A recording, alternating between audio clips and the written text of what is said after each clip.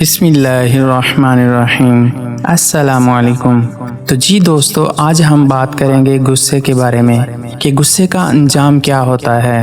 ایک آدمی کو بہت غصہ آتا تھا۔ غصے میں بے قابو ہو کر وہ برا بھلا کہتا تھا۔ جب غصہ اترتا تو اسے پشیمانی ہوتی۔ وہ غصے پر قابو پانا چاہتا تھا لیکن کامیاب نہ ہوتا۔ ایک دن اس نے سنا کہ دوسرے گاؤں میں ایک عالم رہتا ہے، لوگوں کو مسئلوں کے حل بتاتا ہے۔ اس نے سوچا چلو میں بھی اپنا مسئلہ پیش کر کے دیکھتا ہوں، شاید کچھ تدبیر نکل آئے۔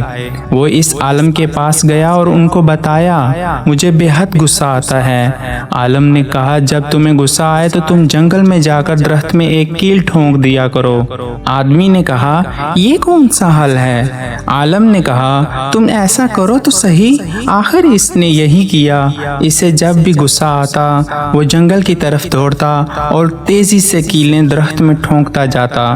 آخر دن گزرتے گئے، اسے جب غصہ آتا وہ یہی عمل دہراتا۔ آخر ایک دن اس کا غصہ کم ہو کر ختم ہو گیا اور اس نے جنگل جانا چھوڑ دیا۔ ایک دن وہ دوبارہ عالم کے پاس گیا اور کہا آپ کی بات پر عمل کر کے میرا غصہ ختم ہوا ہے۔ عالم نے کہا مجھے اس جگہ پر لے چلو جہاں تم نے کیلیں ٹھونکی ہیں۔ وہ دونوں وہاں چلے گئے۔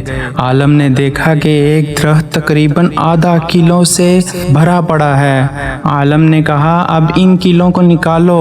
اس نے بہت مشکل سے وہ کیلیں نکال لیں تو دیکھا کہ وہاں چھوٹے بڑے بے شمار سوراخ تھے۔ عالم نے کہا یہ وہ سوراخ ہیں جو تم غصے میں آ کر لوگوں کے دلوں میں کرتے تھے۔ دیکھو کیل تو نکل گئے مگر سوراخ باقی ہیں۔ وہ شخص بہت شرمندہ ہوا۔ اس نے اللہ اور اس کے بندوں سے معافی مانگی اور عالم کا شکریہ ادا کیا جس نے اسے آئینہ دکھایا۔ سبق یہ ہمیں ملتا ہے، ہمیں بھی چاہیے کہ بولتے وقت دیکھ لیا کریں کہ ہم لوگوں کے دلوں میں کہیں کیلیں تو نہیں ٹھوک رہے۔